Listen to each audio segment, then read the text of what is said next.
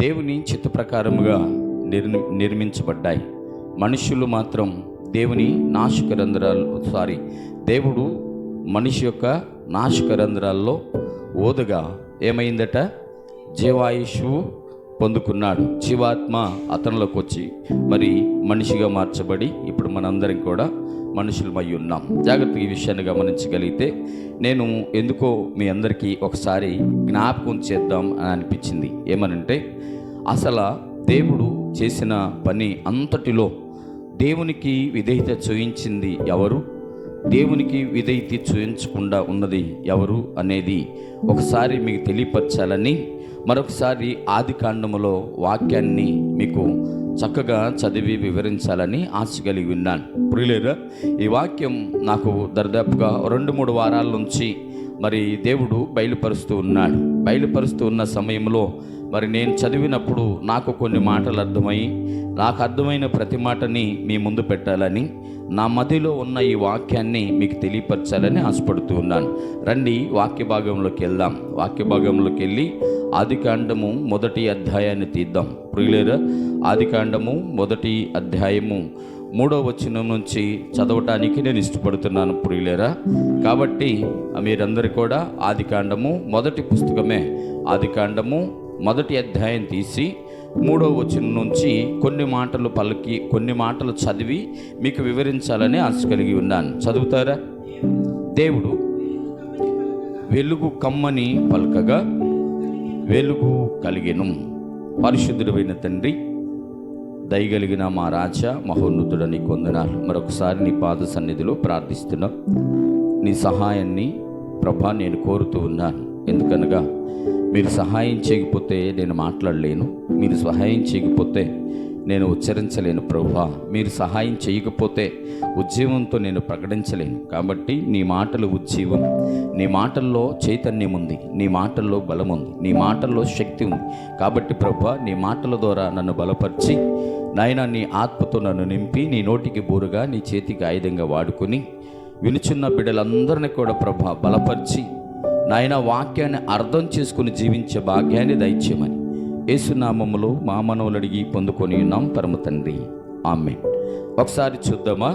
ఇక్కడ మీరు మొదటి వచనాన్ని చూస్తే ఏముందంట? గబా చదవాలి. నేను మీకు ఈరోజు ఒక 26 వచనాలు చూపించాలనుకుంటున్నాను. అవి మార్చి అన్నీ అన్నీ వివరిస్తే తెల్లారిద్ది, 3 రోజులు పట్టిద్ది. చూద్దామా? మొదటి వచనంలో ఏమని ఉంటుంది? ఆదియందు దేవుడు భూమి ఆకాశములను సృజించెను. భూమి నిరాకారముగాను శూన్యముగాను ఉండెను, చీకటి అగాధ జలములపై కమ్మి ఉండెను, దేవుని ఆత్మ జలముల పైన అల్లాడుచుండెను. దేవుడు వెలుగు కమ్మని పలకగా వెలుగు కలిగెను. జాగ్రత్తగా వినాలి ప్రియులారా. వెలుగు కమ్మని పలకగా వెలుగు కలిగేను. ఈ మాటల్ని మీరు ఏం తీసుకుంటారో నాకు తెలియదు, కానీ దేవుడు ఇక్కడ వెలుగు కలుగుగా అని పలికినప్పుడు వెలుగేమైందట? కలిగేను. జాగ్రత్తగా మీరు ఈ విషయాలను గమనించుకుంటా వెళ్దాం. ప్రియులారా, ఇక్కడ వెలుగు కమ్మని పలకగా వెలుగు కలిగేను. ఈ విషయాన్ని అండర్లైన్ చేసుకోండి. ప్రతి మాటను కూడా మీరు జాగ్రత్తగా అండర్లైన్ చేసుకోండి. తర్వాత 6వ వచనాన్ని చదువుదాం ప్రియులారా. మరియు దేవుడు జలముల మధ్య ఒక విశాలము కలిగి ఆ జలములను ఈ జలములను వేరుపరచెను గాక అని పలికేను. జాగ్రత్తగా ఈ మాట గమనించండి. మళ్ళా పలికాడట. ఏమని పలికాడట? ఆ జలములు ఈ జలములు వేరుపరచగా. ఈ జలములు ఆ జలములు అంటే ఏమండి? అటువైపున జలములు ఇటువైపున జలములు కాదు ప్రియులారా. భూమి కింద జలములు, భూమి పైన జలములు, ఆ జలములను ఈ జలములను వేరుపరిచాడట. అంటే భూమి మీద ఒకప్పుడు ఏముంది అని అంటే అంతా నీరే ఉంది.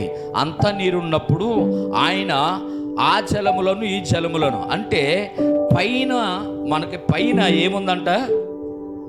ఏముంది? మనందరం ఏమనుకుంటామంటే ఆకాశం ఉంది, ఆ మబ్బు ఉంది, అది ఉంది, ఉన్నాయి. కానీ వాటికి పైగా దానిలో ఏం దాచాడంటే జలములను దాచాడట దేవుడు. జాగ్రత్తగా వింటే, ఇప్పుడు కిందున్న వాటిని ఏం చేశాడంట, ఆ జలములను ఈ జలములను ఏరుపరచమని పలకగా ఎమ్మటే ఏమైపోయాయంట, అన్నీ కూడా పైకి వెళ్ళిపోయాయంట, అన్నీ కిందకు వచ్చాయంట. ఇప్పుడు కిందున్న ఆటికి సముద్రము అని పేరు పెట్టాడంట. జాగ్రత్తగా వినాలి. ఆ జలరాశులన్నీ ఒక చోటే కుమ్మరించబడాలి. అసలు ఎంత అద్భుతంగా ఈ మాటల్ని రాశాడంటే, ఎంత అద్భుతంగా ఈ మాటలు పలికాడంటే మనం ఒకసారి జ్ఞాపకం చేసుకుంటామని చెప్తున్నా. ఊరక చదివిస్తా. ఈరోజు మీకేమి వివరణ అనేది తర్వాత సంగతి. దేవుడి చిత్తమైతే వచ్చే వారమో పై వచ్చే వారం ఎప్పుడో చెప్పుకోవచ్చు, కానీ ఇవన్నీ చదివించడానికే సమయం సరిపోతుంది. కాబట్టి ఏం చేశాడంటే ఆ జలములను ఈ జలములను వేరుపరిచి ఆయన పలకగానే ఏమైందంట, అవి అలా వేరుపడ్డాయట. పలకగానే వెలుగు కలిగేను, పలకగానే జలములు వేరుపరచబడేను. 9వ వచనాన్ని చూడండి ప్రియులారా. దేవుడు ఆకాశము క్రిందనున్న జలము చదవమ్మా. జలములు ఒక చోటనే కూర్చబడి ఆరిన నేల కనబడును గాకని పలకగా ఆ ప్రకారం అయ్యాను. మళ్ళీ ఏం చేశాడంట, ఆయన పలికాడంట. ఏం పలికాడట, దేవుడు ఆకాశము క్రిందనున్న జలములు ఒక చోటనే కూర్చబడాలంట. అసలు నీరు ఒక చోటని మీరు నిలబెడతారా? ఏమండి, నీరు ఒక చోటను మనం నిలబెట్టగలమా? ఇక్కడ ఒక చొక్క నీళ్లు పోసి అక్కడ దాని మీద అలాగే ఉండమని చెప్పగలుగుతాం మనం, కానీ చెప్పలేం. ఆయనట జలములు ఒక చోటనే కూర్చబడును గాక అని పలికాడట. పలికిన వెంటనే ఏమైందట, ఆ ప్రకారమే అయ్యను. దాని పేరు సముద్రం అన్నాడు. సముద్రానికి గట్టు వేయకుండా అక్కడే ఉండని పలికిన ఏకైక దేవుడు నేను ప్రకటించే దేవుడు. హల్లెలూయా. ఆ దేవుడు మాట పలికితే చాలట, అలాంటివి జరిగిపోతూ ఉంటాయి. ఇప్పుడు ఆయన ఏమని పలికాడట, ఆ జలములు ఈ జలములు వేరైపోయిన తర్వాత ఇప్పుడు జలములు ఆ దేవుడు ఆ జలములను ఏం చేశాడట, ఒక్క చోటనే కూర్చబడి ఆరిన నేల కనబడును గాక అంటే, ఇప్పుడు సముద్రం అంతా ఒక పక్కకు వచ్చిందంటండి. సముద్రం అంతా ఒక పక్క. ఇప్పుడు సముద్రం ఎట్టుంది? సముద్రం ఎట్లా ఉంది? జాగ్రత్త. చుట్టూ సముద్రం ఉంది, మధ్యలో ఎవరున్నాం? మనమున్నాం. జాగ్రత్తగా వింటే, ఇప్పుడు ఆ సముద్రము ఆరిన నేలగా కావాలన్నప్పుడు నేల కనపడి సముద్రం పక్కకి వెళ్ళిపోతే, ఇప్పుడు ఆ నేల మీద మానవుడు నడుస్తూ ఉన్నాడు. ఈ నేల మీదే మానవుడు జీవిస్తూ ఉన్నాడు. ఈ మానవుడు ఈ నేల మీదే జీవనాధారం కొరకు పరిగెడుతూ ఉన్నాడు. ఇప్పుడు ఆయన పలకకు ముందు ఎలా ఉందంట, మొత్తం నీళ్లతో ఉందంట. ఆవిరంట ఆ నేలను కమ్మేసిందట, నీళ్లు పడ్డాయట. అంటే దేవుడు పలకక ముందు భూమి మీద చెట్టు లేదు, దేవుడు పలక ముందు భూమి మీద చుక్క నీళ్లు లేవు. దేవుడు పలకక ముందు భూమి మీద ఇంత గడ్డి మొలక కూడా లేదంట. ఆ బైబిల్ని మీరు అలా తర్వాత చదువుకోండి, నేను మీకు ఇలా చెప్తా ఉన్నాను. ఇప్పుడు 11వ వచనంలోకి రండి ఒకసారి ప్రియులారా. దేవుడు గడ్డిని విత్తనములిచ్చు చెట్లను భూమి మీద తమ జాతి ప్రకారము తమలో విత్తనములు గల ఫలమిచ్చు ఫల వృక్షములను భూమి మొలిపించునుగా కానీ ఏం చేశాడట, పలకగా ఆ ప్రకారమాయను. ఇప్పుడు ఎక్కడ పలికాడు, ఏ మాట పలికాడు? భూమి ఏమి ఇయ్యాలట? ఏమండి, మళ్ళీ మీరు మొదటి నుంచి చదువుకోండి, ఇబ్బంది లేదు. మీరు గడ్డిని విత్తనములు ఇచ్చి చెట్టుని మరి అక్కడి నుంచి రావాలి. అంతకుముందు గడ్డి పరక కూడా భూమి మీద మొలవలేదు. దేవుడు పలికిన మాట ఏంటంటే, ఏమన్నాడంట, గడ్డిని విత్తనములు ఇచ్చి చెట్లను భూమి మీద తమ జాతి ప్రకారం ఈ చెట్టు ఆ చెట్టు అని కాదు, ప్రతి చెట్టు ఆయా జాతి ప్రకారం తమలో విత్తనములు గల ఫలమిచ్చు. ఫలములో విత్తనం లేదు, విత్తనములు గల. ఏమండి, చెట్టు ముందా ఎత్తు ముందా అంటే చెట్టే ముందు. జాగ్రత్తగా వినాలి. మనం విత్తనం ముందు తర్వాతే చెట్టు అంటాం, కానీ ఒక్కొక్కటి ఏర్పడతా ఉందట. ఇప్పుడు ఈయన ఏం చేశాడంట, చెట్లని ఈమెని భూమితో పలికాడట. అంతేనా? చదువుతున్నారా మీరు వాక్యాన్ని? భూమితో పలికితే భూమి ఏమిచ్చిందట, ఆ ప్రకారముగా సరేనయ్యా నీ ఇష్టం, నువ్వు ఎలా చెప్తా అలాగే, నీ మాట కాదంటానా, నీ మాటను తోచిపుచ్చుతానా, నీ మాటను కాదని భూమిగా నేను ఉండగలనా? ఒకప్పుడు నిరాకారముగా ఉండ నా బ్రతుకుని ఆకారముగా అంటే అప్పుడు మనుషులు నివసించడానికి అవకాశం లేదట. ఆ అవకాశం లేని స్థలాన్ని నిరాకారముగా ఎట్టబడితట్టున్న స్థలాన్ని ఆకారముగా చేసి ఆయన చక్కగా చూడటం ముచ్చటగా చేసినప్పుడు భూమి తన జీవితంలో లేదు, భూమి పండించను, ఫలమివ్వను, చెట్టివ్వనని దేవుడితో పలికిద్దా? పలకటానికి లేదు. ఎందుకంటే అది ఆయన తయారు చేసుకున్న భూమి. ఆ తర్వాత మీరందరూ చూడాల్సిన విషయం ఏంటంటే 11వ వచనాన్ని చూద్దాం ప్రియులారా. 14వ వచనాన్ని చూద్దాం. దేవుడు పగటిని రాత్రిని వేరుపరచునట్లు ఆకాశ విశాలమందు జ్యోతులు కలుగును గాక అనియు అవి సూచనలను జాగ్రత్తగా మాటలు వినాలి. ఆకాశ జ్యోతులు దేనికంట? సూచన ఒకటి, రెండోది కాలము, మూడోది దినము, నాలుగోది సంవత్సరము. ఏంటంట? సూచించుటకై ఉండును గాక అని పలికెను. జాగ్రత్తగా వినాలి. ఇప్పుడు ఆకాశంలో జ్యోతులను దేనికంట?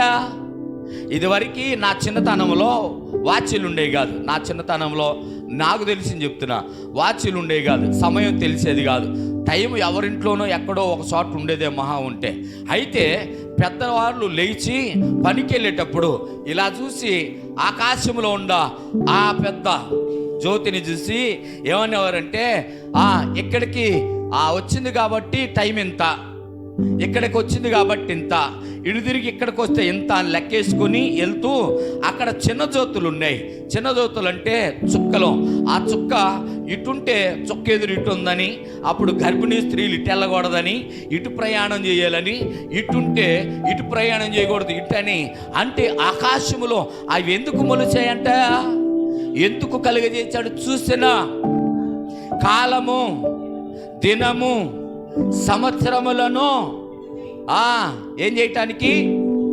సూచించుటకై. వాటిని ఎందుకు తయారు చేశాడంటే సూచించడానికే. అందుకే పెద్ద ఆయన చూసి ఇదిగో ఇక్కడికి వచ్చింది కాబట్టి టైం ఇంత, ఇదిగో చుక్కెదురు ఉంది కాబట్టి ఇటు వెళ్ళకూడదు అని సూచనలను తెలియపరచడానికై ఏమంటున్నారట? జ్యోతులను కలుగునుగాక అని పలకగా వెంటనే ఆకాశంలో ఎమ్మటే టకా టకా టకా టకా మొలిసినవి కావాలి ప్రియులరా. ఎంత అద్భుతం అంటే అలాగా దేవుడు కార్యాలు చేశాడు. కాబట్టి మనందరం కూడా ఇది గమనించాలి. మీరేం గమనిస్తున్నారు ఈ వాక్యంలో?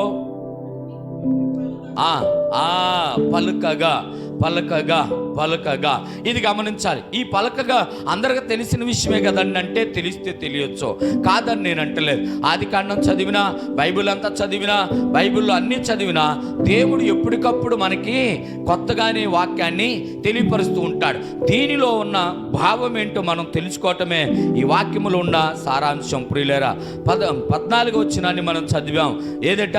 దేవుడు పగటిని రాత్రిని వేరుపరచునట్లు ఆకాశ విశాలమందు జ్యోతులను కలుగా గాకనియు అవి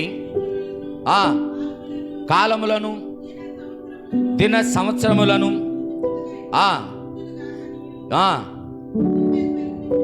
భూమి మీద వెలుగునిచ్చుటకు అవి ఆకాశమందు, ఆకాశ విశాలమందు జ్యోతులై ఉండునగా కానీ పలికేను.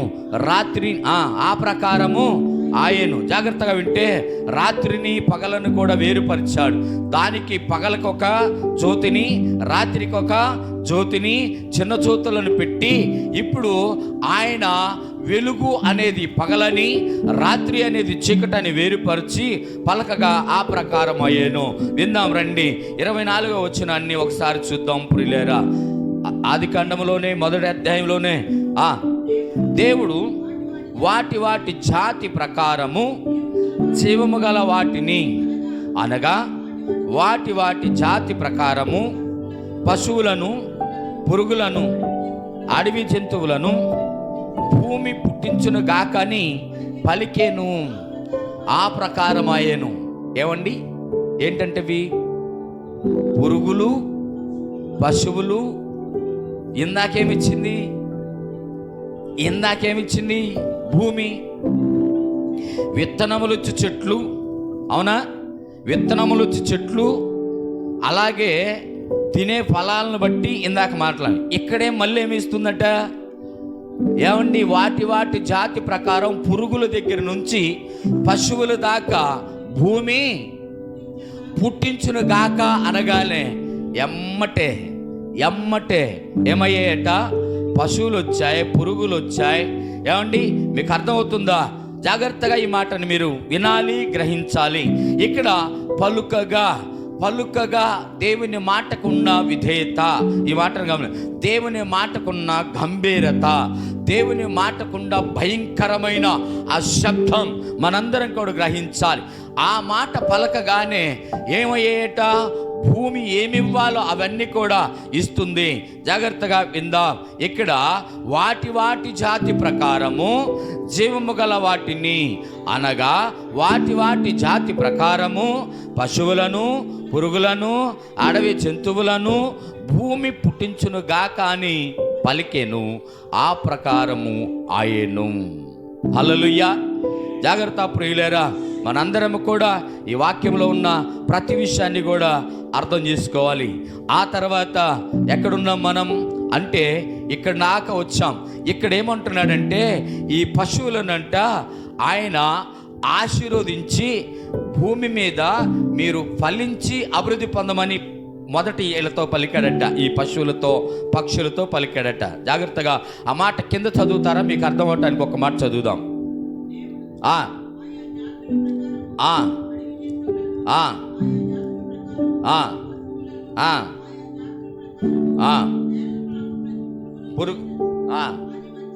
అది మంచిదని దేవుడు చూసెను. ఇప్పుడు పలికిన ప్రతిదీ కూడా దేవుడంట మంచిది మంచిది మంచిది అని చూస్తూ ఆయన నడిపిస్తూ ఉన్నాడు. కాబట్టి మీరందరూ కూడా ఇది తెలుసుకోవాల్సిన విషయం ఎంతైనా అవసరం. ప్రియులారా, మనము ఇది మంచిది మనమేమంటాం? వారం మంచిది కాదు అంటున్నాం, రోజు మంచిది కాదు అంటున్నాం, నెల మంచిది కాదు అంటున్నాం, ఈ సంవత్సరం కూడా మంచిది కాదు. దేవుడేమో ప్రతిదీ ఇది మంచిది, ఇది మంచిది, ఇది మంచిది, ఇది మంచిది అని ప్రతి విషయాన్ని ఆయన మంచిది మంచిది అని పోలుస్తుంటే మనమేం చేస్తున్నామంటే మనకు అర్థం కాని విషయం ఏంటంటే ఏది మంచిదో ఏది మంచిది కాదో దేవుని సృష్టిని మనము వ్యతిరేకిస్తున్నాం. ఎవరిని వ్యతిరేకిస్తున్నాం? మనం దేవుని సృష్టినే వ్యతిరేకిస్తున్నాం.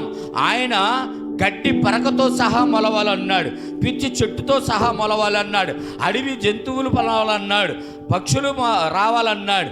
అలాగే ప్రతిదీ కూడా సృష్టిలో కావాలి కావాలి కావాలి, మంచిది మంచిది మంచిది అంటే మనం ఏం చేస్తున్నామో తెలుసా? మంచిది అనే మాట తీసి పక్కన పెడుతున్నాం. మంగళవారం మంచిది కాదు, బుధవారం పుట్టింటి నుంచి ఆడపిల్ల వెళ్ళకూడదు, ఆదివారం అటు నుంచి ఇటు రాకూడదు. మరీ ఎంత దరిద్రంగా తయారవుతున్నారంటే క్రైస్తవులు అనబడిన వారు ఈ సెంటిమెంట్లో. నాకు నిన్న ఒక విషయం తెలిసింది. నేను ప్రేయర్కి వెళ్తే ఆ ప్రేయర్ వాళ్ళు ఫుల్ ప్రేయర్, బాగా ప్రేయరు, వాకింగ్ కూడా చెప్తారు, బాగా అంతా చాలా బాగుంటుంది. అయితే వాళ్ళంతా ఒక ఇల్లు కట్టించుకున్నారు కొత్తగా. ఇల్లు కట్టించుకుంటే ఆ ఇల్లు కట్టించుకున్న తర్వాత ఆ ఇంట్లో ఉన్న పెద్ద ఆమెకి ఓ చిన్న దెబ్బ తగిలితే ఎవరో వచ్చన్నారట, మీ ఇంట్లో చీకటి ఉంది కాబట్టి మీరేం చేస్తారంటే ఒక నల్ల కోడిని రాత్రి 12 గంటలకి రాత్రి 12 గంటలకి ఇలా తిప్పి ఇంటి చుట్టూ 2 రౌండ్లు 3 రౌండ్లు తిరిగి ఆ కోడిని ఊరు బయటికి తీసుకెళ్ళి కోసేస్తే మీ ఇంటి మీద ఉన్న చీకటి శక్తి వెళ్ళిపోద్ది అని చెప్పాడట. చెప్పిన తర్వాత సరే చెయ్యండి అన్నారు. ఎవరిళ్ళు? ప్రార్థనా పరులు. ఎవరిళ్ళు? బాగా విశ్వాసులు. ఇలా చేయమన్నారట. చేయమన్న తర్వాత ఆయన ఫీజు అడిగాడట. పాస్టర్లు కాదు, ఊరకని వెళ్ళి మోకాళ్ళు వేసి యేసయ్యా ఈ కుటుంబాన్ని దీవించు, యేసయ్యా ఈ కుటుంబాన్ని దీవించు అని అరవటానికి పాస్టర్ ఆయన ఫీజు అడిగాడంట. ఫీజు అడిగితే అమ్మో అంత ఫీజా మేము ఇవ్వలేమండి అన్నారంట. లక్షలు పెట్టి ఇల్లు కట్టించారు, మాకేదో జరిగిందని చెప్పారు. అసలు అలాంటి దరిద్రాన్ని రానియటమే తప్పు, నల్ల కోడిని కొయ్యాలని ఇంటమే తప్పు, ఇంటి చుట్టూ తిరగాలనడమే తప్పు. అయ్యా కొయ్యయ్యా అని చెప్పి ఆత్రంగా అన్న తర్వాత ఆయన కనీసం 25,000 ఏం అడిగాడంట. 25,000 అడిగితే అయ్యో మా వల్ల కాదన్నాడంట. ఆయన వెళ్ళిపోయాడంట. ఇంకొకళ్ళు అన్నారంట, ఇల్లు అబ్బాయి నీకు కొంత డబ్బులు ఇస్తాం, నువ్వు ముందు దాగేసి మా ఇంటి చుట్టూ ఆ కోడిని తీసుకొని తిరిగి ఊరు బయటికి వెళ్ళి కోస్తావా అని అడిగారంట. ఆయన అన్నాడంట, నా వల్ల కాదమ్మా. అంటే ఫీజు తక్కువ అయితే ఆ పని చేపిస్తారు వీళ్ళు. ఎవరిని అవమానిస్తున్నారు వీళ్ళు? ఎవరిని నిందిస్తున్నారు వీళ్ళు? ఎవరికి మాటకి అవిధేయత కలిగి ఉన్నారు? ఆయన పలుకగా నోరు తెరిచి భూమి ఏమిచ్చిందట? చెట్లు ఇచ్చిందట. ఆయన పలుకగా భూమి ఏమిచ్చింది? అడవి జంతువులనిచ్చింది, పశువులనిచ్చింది, ప్రాకు పురుగులనిచ్చింది. అన్నిటిని కూడా ఆ ప్రకారము ఆయన పలుకగా కలిగితే కలుగజేస్తే ఈ మనుషులు మాత్రం ఏం చేస్తున్నారంటే ఆయన మాట అసలు వినట్లేదు. జాగ్రత్త ప్రియ దేవుని సంగమా, నువ్వెక్కడున్నావో నేనెక్కడున్నానో మనం ఎక్కడున్నామో చూడండి. గర్భిణీ స్త్రీలు ఉంటే ఇళ్లలో ఏంది పెళ్ళి అయితే తోరణాలు కట్టే కాడ తెలిసి దాటించడం, గుమ్మడికాయలు ఇంటికి కట్టి దిష్టి పోయిద్దంటాం. ఏం పోదు. దేవుడి కృప నీ మీద ఉంటే, దేవుని వాక్యం నీ ఇంటి ముందు ఉంటే నీకు ఎటువంటి నరదిష్టి కూడా తగలదు. హల్లెలూయా. జాగ్రత్త, దేవుని వాక్యం నీ ఇంటి మీద పెట్టు. ఆ గుమ్మడికాయ బదులు నీ ఇంటి మీద దేవుని వాక్యం పెట్టు. ఆ దిష్టి బొమ్మల బదులు నీ ఇంటి మీద దేవుని వాక్యం పెట్టు. ఈ గృహానికి ఏ తెగులు రాదో దేవుని వాక్యం సెలవిస్తుంది. మనం ఏం చేస్తున్నామంటే అంతరాలు కట్టేవాడి దగ్గరికి, మంత్రాలు వేసేవాడికి మంత్రాలు చింతకాయలు రాలుతాయండి శాస్త్రం అంటారు, కానీ నిజంగా మంత్రాలు పెడితే చింతకాయ రాలిద్దా? మరి చింతకాయ రాలినప్పుడు దెయ్యాలు ఎట్టబోతాయి? చింతకాయ రాలినప్పుడు దిష్టి ఎట్టబోయిద్ది? చింతకాయ రాలినప్పుడు నువ్వు అనుకున్నది ఎలా జరిగిద్ది? కానీ దేవుడు పలుకగా అవన్నీ కూడా ఖచ్చితంగా జరుగుతాయట. ఆ గుడారం మీదకి ఏ తెగులు పోకుండా దుష్టుడు నాశనమవును గాక అన్నాడనుకో, ఏమవుద్ది? ఖచ్చితంగా దుష్టుడు నాశనం అయిపోతాడంట. ప్రియులారా, కాబట్టి మీరు ఆలోచన చేయండి, చక్కగా దేవుని మాటలు ఆలకించండి. అయితే తర్వాత మీకు అర్థమవటానికి చెప్తున్నాను, వినండి ప్రియులారా. మానవుడికి కూడా ఏం అవకాశం ఇచ్చాడో చూద్దాం రండి. 2వ అధ్యాయంలోకి రండి ప్రియులారా. 2వ అధ్యాయంలోకి రండి. 2వ అధ్యాయంలోకి వస్తే దేవుడు మరి అట్లాగే పక్షులను ఆయనకు కూడా కలుగజేశాడు. అలాగే సముద్రంలో ఉన్న జల రాశులను కలుగజేశాడు. ఎలాగంటే సముద్రానికి ఆజ్ఞాపించాడట. సముద్రానికి ఆజ్ఞాపిస్తే సముద్రంలో ఏమేమి పుట్టినాయట? ఏమండి ఏం పుట్టాయంట? సముద్రంలో అప్పుడు దాకా ఏమి లేవట. ఆ తర్వాత కలగంగానే ఏమొచ్చినాయి దానిలో? చదువుతారా మాటని? సముద్రపు చేపలను, ఆకాశ పక్షులను, భూమి మీద ప్రాకు ప్రతి జీవిని ఏలుడని వారికి ఎవరితో చెప్పాడు? మనుష్యుడితో చెప్పాను. దానికి ముందు అసలు మనుషుడు కలిగించి చూడాలి కదా మనం. రండి ఒక మాట చూద్దాం. ఇక్కడ 2వ అధ్యాయములో 2వ అధ్యాయము 16వ వచనం 15వ వచనం నుంచి చూడండి కొన్ని మాటలు. ఆదికాండం 2వ అధ్యాయం. మరియు దేవుడైన యెహోవా నరును తీసుకుని ఏదేను తోటను సేదపరచుటకు దాని కాచుటకును దానిలో ఉంచెను. దానిలో చదువుతా ఉండు. మరియు దేవుడైన యెహోవా ఈ తోటలోనున్న ప్రతి వృక్ష ఫలములను నీవు నిరభ్రంతముగా తినవచ్చును, అయితే మంచి చెడ్డల తెలివినిచ్చు వృక్ష ఫలములను తినకూడదు. నీవు వాటిని తిను దినమున నిశ్చయముగా చచ్చెదవు అని చెప్పాడంట. ఒక్క నిమిషం అక్కడ ఆగుదాం, తర్వాత చదువుదు కానీ. ఏమన్నాడట, ఇక్కడ ఏదేనులో ఉన్న తోటలో అన్నీ తిను, కానీ ఆ ఒక్కటే, ఏ ఒక్కటి ఆయన ముందే చెప్పాడు, మంచి చెడులను నేర్పే చెట్టు, తెలిపే చెట్టు, ఆ చెట్టుకున్న కాయలను తినొద్దు అని అన్నాడట. తినొద్దు, తింటే చస్తావు అని కూడా చెప్పాడట. ఏమన్నాడమ్మా, తింటే చచ్చిపోతావు అని చెప్పాడట. చెప్పిన తర్వాత ఆయన చేసిన పని ఏంటంట, తింటే చస్తావు అన్న తర్వాత మరియు దేవుడైన యెహోవా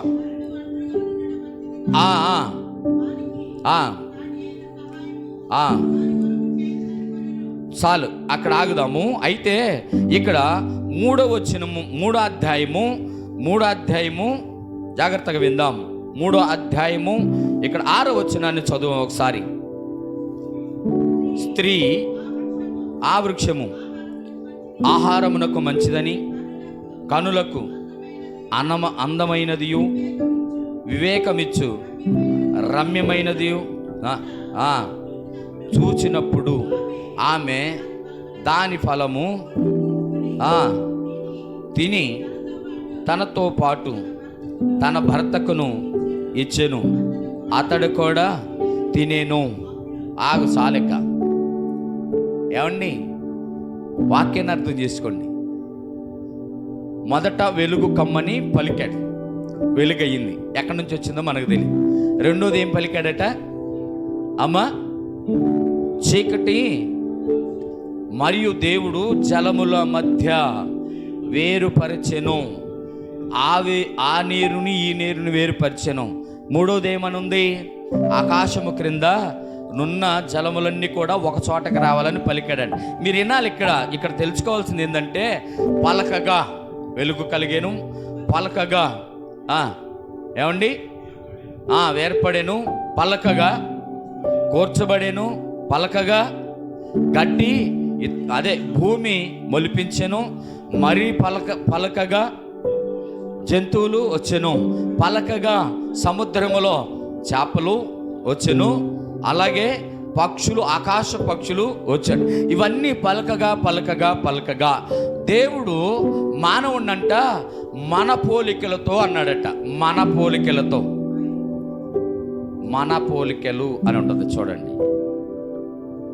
మీరు ఇది ఈ మాటలో ఇక్కడే ఉంటుంది. ఎక్కడంటే 1వ అధ్యాయంలోనూ ఉంటుంది.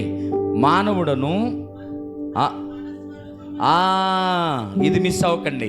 ఏమండి, ఎందుకు ఈ మాట చెప్తున్నానంటే, ఇది చాలామందికి కొంతవారికి అర్థం కాక దేవుడు అని అంటున్నారు. ఇక్కడ దేవుడు అయిన తండ్రి అయిన దేవుడు, కుమారుడైన క్రీస్తు, ఏమండి ఆత్మదైవము, ఇక్కడ ముగ్గురు కూడా కలిసి ఉండి ఈ యొక్క మన స్వరూపము, నా స్వరూపం అనలేదుగా, అన్నాడా? నా స్వరూపము అనలేదు, మన స్వరూపము. ఇక్కడ తెలుసుకోవాల్సింది, ఇప్పుడు మనిషిని ఎలా చేశాడట, దేవుని యొక్క స్వరూపములో చేశాడు.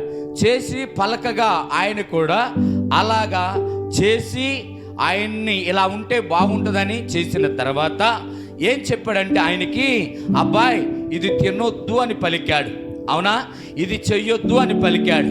కానీ మానవుడు మాత్రం మాట వినలేదు. చూసారా, ఆకాశము మాట వింది, భూమి మాట వింది, జలాలు మాట విన్నాయి, వెలుగు మాట విన్నది, చీకటి మాట విన్నది, నక్షత్రాలు మాట విన్నాయి, పెద్ద జ్యోతులు అనగా సూర్య చంద్రులు మాట విన్నారు. అంటే చెప్తున్నా, మాట విన్నవి. అయితే ఇవన్నీ కూడా మాట విన్నాయి. కానీ ఆయన ఇష్టపడి చాలా చక్కగా మన పోలిక చేత అనని ఎప్పుడైతే మానవుణ్ణి తయారు చేసి, స్త్రీని గాను పురుషుని గాను తయారు చేసి ఏదేను తోటలో పెట్టి ఇది మాత్రం చేయొద్దని పలికాడట. ఏమండి, ఏం పలికాడు? ఇది మాత్రం చెయ్యొద్దని పలికాడట. ఎందుకు చెయ్యకూడదు? సాతాను నిజంగా అక్కడ ఆదాము మోసపోలేదంట, కానీ భార్య మాటల గంట లొంగిపోయాడంట. చూడండి, ఇక్కడ పెళ్ళయిందాక మగాడు రుస్తుమేనంట. పెళ్ళయిందాక మగోడు రుస్తుమే, పెళ్ళైన తర్వాత ఏమండి బానిసేనంట. లేకపోతే భార్య మీద ప్రేమ ఉండబట్టే కదా, భార్య మీద ప్రేమ ఉండబట్టే కదా ప్రతి మాట, ప్రతి పని, ప్రతిదీ అవునా కాదా అని అన్నీ చేసుకుంటూ వెళ్తానికి కారణం ఏంటంటే అప్పుడు దాకా ఆయన ఆదాము మోసపోలేదట, భార్య మాటలకి లొంగిపోయాడట, పాపంలో పడిపోయాడంట. అక్కడ చదివిన మాట ఏంటంటే ఇది తిన్న వెంటనే నువ్వు చస్తావు అని పలికారు కదా. అప్పుడంట శారీరకమైన మరణం పొందలేదు కానీ ఆధ్యాత్మికమైన జీవితాన్ని కోల్పోయారట, ఆధ్యాత్మికమైన మరణాన్ని తెచ్చుకున్నారట. చాలా జాగ్రత్తగా వింటే ఆధ్యాత్మికమైన ఆత్మీయతను కోల్పోయారట. ఇక అప్పటి నుంచే మనిషిలో మరణానికి సంబంధించిన భౌతికమైన రోగాలు మొదలుపడినాయి అంటండి. పాపం వల్ల ఏమొస్తుందట మరణం, పాపం వల్ల ఏమొచ్చిందంట రోగం, పాపం వల్ల ఏమొచ్చిందంట జాగ్రత్తగా వినాలి. కానిది ప్రతిదీ కూడా మనం ఎప్పుడు తెచ్చుకున్నామంటే అలనాడు మన పితరుడైన ఆదాము చేసిన పని, ఆయన భార్య చేసిన పని ఏమైందో తెలుసా? ఈ రోజున ప్రతి మనిషి శారీరకంగా మరణించాల్సిందే. అయితే వాళ్ళంట శారీరకంగా ఆ రోజు మరణించలేదు కానీ భౌతికమైన ఎడబాటు వచ్చేసిందంట.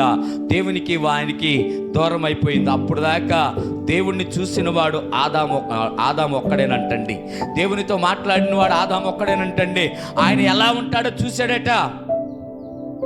జాగ్రత్తగా వినాలి మాటలు మీరు.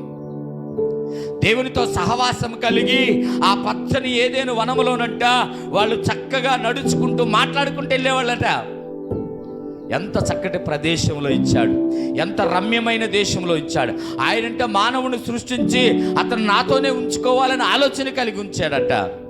కానీ ఆయన ఆలోచనల్ని తారుమారు చేశాడు. మరి దేవుడికి ఇన్ని తెలుసు కాదండి, అది తినకుండా ఉండొచ్చు కదా అని మనం క్వశ్చన్ వేయాలి. మన హృదయానికి మనమే క్వశ్చన్ వేసుకోవాలి. అయితే దేవుడు యజమానుడు అనేవాడంట, యజమానుడు అనేవాడు పనివాణ్ణి పరీక్షిస్తాడట.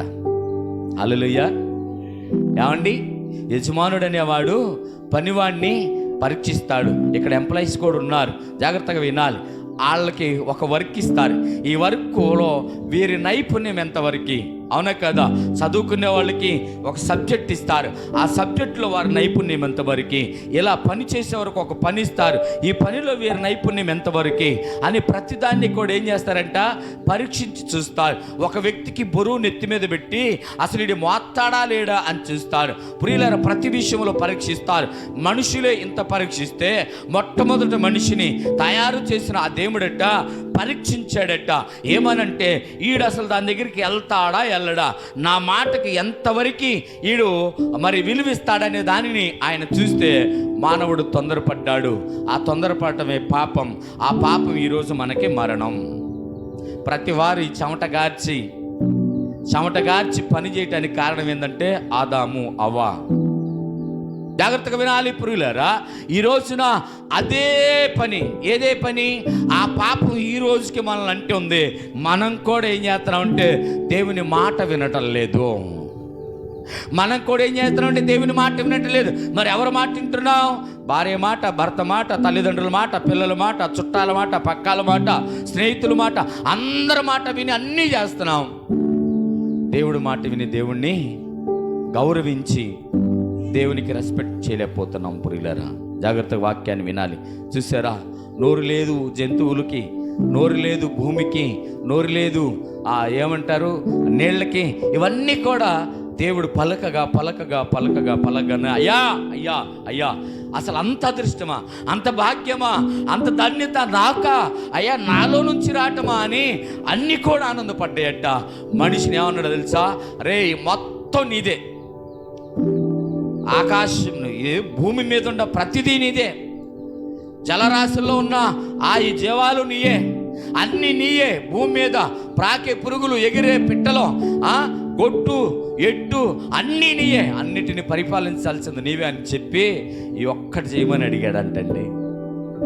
ఏమండి, ఈ ఒక్కటి చేయమన్నాడంట. అన్నీ నీయే, అన్నీ నీ కాళ్ళ కింద పెట్టేసా, నీకు అనుకూలంగా పెట్టేసా. అప్పుడంటే సింహాలు, అడవి జంతువులు అన్నీ కూడా ఆదాము దగ్గరికి వచ్చి ఎలాగొన్నాయట, నాకు తెలిసి మోకాళ్ళు వేసి 2 చేతులు ఎట్ట ఎత్తే, ఆదాం నీ పేరు పులి, వెళ్ళి పక్కకి అనగానే అయ్యా ఓకే, నీ పేరు సింహం, నీ పేరు ఏనుగు, నీ పేరు ఎలుక, నీ పేరు చుంచు అని కింద నుంచి పైకి అన్నిటికీ పేర్లు పెడితే ఆ పేర్లని ఖరారు చేశాడంట. అంత ఇష్టపడ్డాడంట దేవుడు. అంత ఇష్టపడింది దేవుడు మాట, అబ్బాయి అది మాత్రం తినమాకరా, అది తింటే చస్తావని బెదిరించాడంట. ఒక మాట చెప్పాలంటే చస్తావంటే నిజంగా అక్కడ శారీరకంగా సావలేదు కానీ భౌతికంగా వాళ్ళు దేవునికి దూరం అయిపోయారంట, మరణాన్ని తెచ్చుకున్నారు. లేకపోతే మనుషుడికి మరణం లేదండి. ఇంకోటి ఏంటంటే ఆయన మీరు ఫలించి అభివృద్ధి పొందుడి అన్నప్పుడు ఖచ్చితంగా పురుషుడికి స్త్రీ అవసరమట.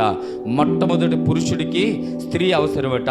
అక్కడ నుంచి అవసరమా లేదా అనేది కూడా సెకండరీ అని చెప్పి లేఖనాలు కొన్ని తెలియపరుస్తున్నాయి. కాబట్టి ప్రియులారా మీరు ఆలకించండి. దేవునికి నువ్వెంత విధేయత చూపిస్తున్నావు. దేవునికి భూమి ఆకాశము ప్రకృతి అంతా కూడా దేవునికి లోబడి ఉంటుంది. మీకు అర్థం కావట్లేదేమో, వానాకాలంలో వానలు పట్టలేదు. ఎందుకని? మనుషుడు ఎట్ట మాటనట్లేదు, వాన ఆపేస్తాడు ఆయన. మనుషుడు ఎట్ట మాటనట్లేదు, వాన ఆపేస్తాడు ఆయన. వానాకాలంలో ఎండలు వస్తాయి, ఎండాకాలంలో వానలు వస్తాయి. ఎందుకో తెలుసా? మనిషి ఎట్ట మాటనట్లేదు, పంటలు ఉన్నాయి కాబట్టి వాడిని ఇక్కడ కొడతా. మీరు అనుకుంటా ఉండొచ్చు, ఏంటండి మాకు ఈ కర్మ అంటే, అది నీకు నువ్వు తెచ్చుకున్నది, నాకు నేను తెచ్చుకున్నది, మనకి మనం తెచ్చుకున్నది ప్రియులారు. కాబట్టి ప్రతి వారికి కూడా ఈ విషయాన్ని గమనించండి. పాపం ఎవరి వల్ల వచ్చిందంటే మనిషి వల్లే వచ్చింది. ఆ మనిషిలో ఉన్న పాపం అది ఇంకా మనల్ని పరిపాలన చేస్తూనే ఉంది. కాబట్టి ఈ విషయాన్ని గమనించి ఇక నుంచి అయినా దేవుడికి విధేయత కలిగి ఉంటావా? ఇక నుంచి అయినా దేవుడికి విలువిస్తావా? ఇక నుంచి అయినా దేవుడు మాట పలికితే ఆ పలుకుకి నువ్వు ఖచ్చితంగా లోబడి ఉంటావా? ఇక నుంచి అయినా ఆయన్ని గణపరుస్తావా? ఇదిగో నోరు లేని భూమి అంట చక్కగా నోరు తెరిచిందంట, అన్నీ దానిలోంచి వచ్చాయట. సముద్రము చేపలను ఇచ్చిందట, అలాగే ఆకాశము జ్యోతులను ఇచ్చిందట, వెలుగునిచ్చి ఇవన్నీ కూడా దేవుడి మాటకు లోబడ్డాయండి. దేవుని మాటకు లోబడ్డాయి. దేవుడు ఏమంటున్నాడు? నీకు లోపరుస్తా, ఇవన్నీ నీయే అని అన్నాడు. నేను చెప్పించేయరంటే చేయలేకపోయాడు. వాక్యాన్ని వినండి, చదవండి, అర్థం చేసుకోండి, దేవుని చిత్తాన్ని బట్టి బ్రతకటానికి ప్రయత్నించండి. ప్రియులారా నిజంగా ఈ వాక్యం నాకు ఎందుకో దేవుడు మరొకసారి మరి వాక్యం గురించి మాట్లాడమని పదే పదే ప్రేరేపిస్తే చదువుతూ ఉన్నాను. అర్థమైంది చెప్పాను. మరి మీకేం అర్థమైందో, మీరేం అర్థం చేసుకోవాలో వినండి. అన్నీ దేవుని మాట విన్నాయి, మనిషి మాత్రం దేవుని మాట వినలేదు, వింటలేదు. అర్థమైందా? అప్పుడు వినలేదు, ఇప్పటికీ వింటలేదు. ఇప్పటికి కూడా ఇష్టానుసారంగా మనుషులు ప్రవర్తిస్తూనే ఉన్నారు. నీ ఇష్టం మానేయి, దేవుడి ఇష్టం ఏదో తెలుసుకో. నీ ఇష్టం మానేయి, దేవుడి ఇష్టం ఏదో తెలుసుకో. అది కష్టమైన ఒకసారి నువ్వు ఓర్చుకొని చూడు, అప్పుడు దేవుడు నిన్ను ఎలా దీవిస్తాడో అప్పుడు గమనించు. నిజం, అది కష్టమైన ఒకసారి ఓర్చుకుంటే ఖచ్చితంగా దేవుడు నిన్ను ఏ రీతిలో దీవించాలో ఆ రీతిగా దీవిస్తాడు.